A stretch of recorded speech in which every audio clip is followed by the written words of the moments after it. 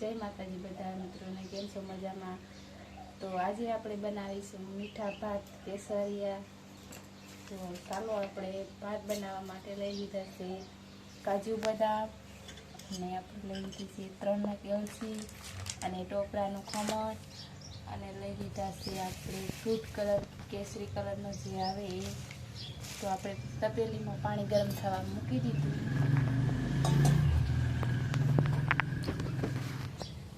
તો એમાં નાખી દઈશું આપણે ફૂડ કલર,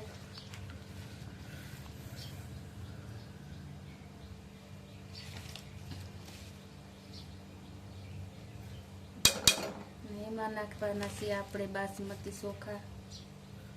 केसरी भात केसरिया तेरा।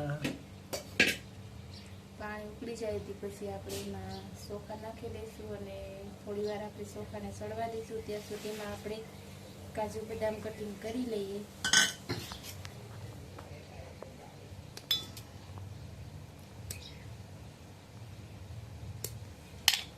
આવી રીતે આપણે નાના નાના ટુકડા કરી લેવાના છે.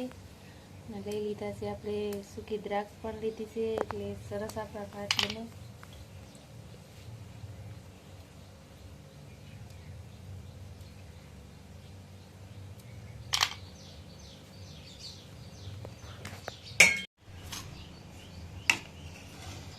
તો આપણા ચોખા પણ સરસ રીતે બફાઈ ગયા. અધકચરા બાફવાના હોય આપણે, એટલે અધકચરા બફાઈ ગયા છે.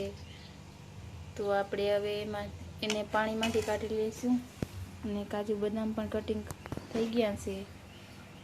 ચોખાને આપણે પાણીથી બહાર કાઢી અને સરસ રીતે કોરા કરી લઈશું. તે પછી આપણે બનાવીશું ભાત.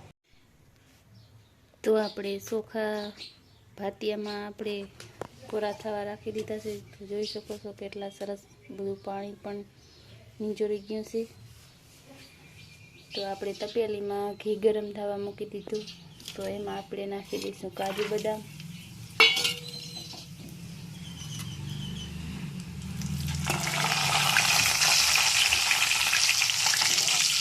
થોડા આપણે કાજુ બદામ ફ્રાય કરી લઈએ.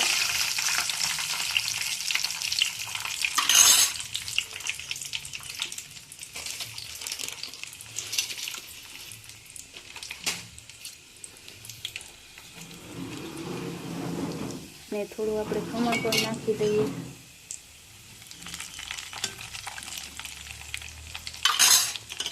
એમાં નાખી દઈશું આપણે એલચી,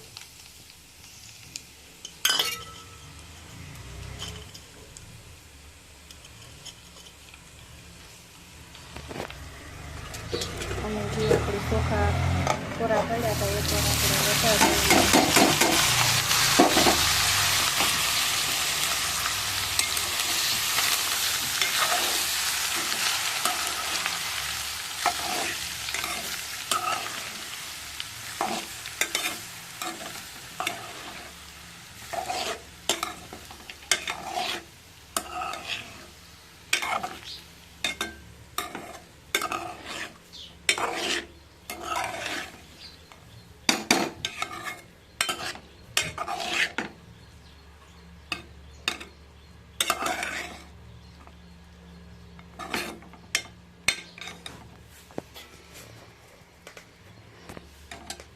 તો આપણે હળવે હાથે બધી સારી રીતે મિક્સ કરી લઈશું આપણે ચોખાને.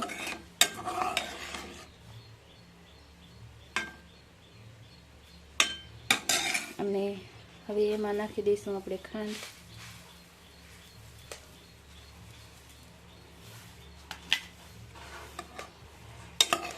ખાંડ નાખીને પણ આપણે મિક્સ કરી લઈશું.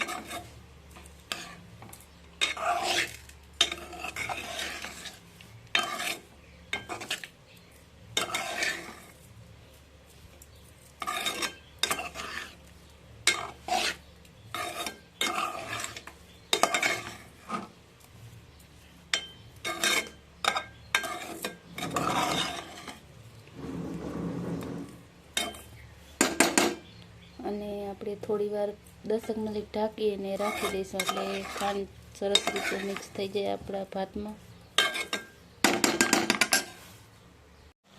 તો આપણે 10 મિનિટ પછી ભાત સરસ મજાના જોઈ શકો છો કે કેવા સરસ બનીને તૈયાર થઈ જશે.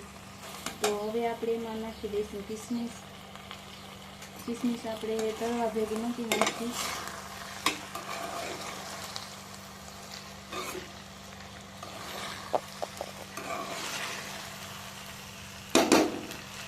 તો આપણા મીઠા ભાત સરસ મજાના બનીને તૈયાર થઈ જશે. તો રેસીપી ગમી હોય લાઈક શેર અને સબસ્ક્રાઈબ જરૂર કરી દેજો. અને આપણે ફરી મળીશું નવા બ્લોગ સાથે. ત્યાં સુધી બધા મિત્રોને જય દ્વારકાધીશ, જય માતાજી, આવજો.